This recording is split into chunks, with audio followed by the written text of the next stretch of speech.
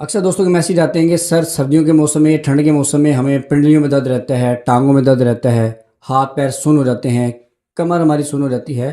तो सर हम क्या करें? देखिए, अगर ये प्रॉब्लम हो रही है तो आप अपना यूरिक एसिड चेक करवाएं, क्रेटिनाइन चेक करवाएं। अगर इनमें से कोई एक ज़्यादा है तो आप अपना इलाज करवाएं। और यूरिक एसिड पर मैंने एक प्रॉपर वीडियो डाली हुई है, आप उसे भी देख सकते हैं।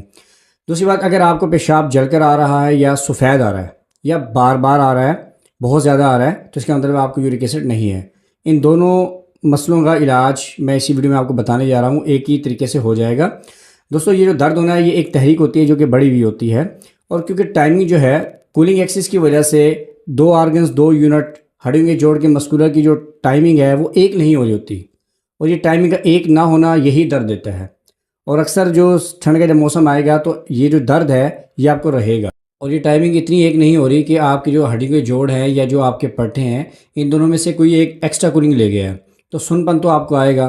फिर आपकी टांगें भी सुन होगी, आपकी बॉडी सुन होगी, आपके हाथ पैर सुन हो जाएंगे।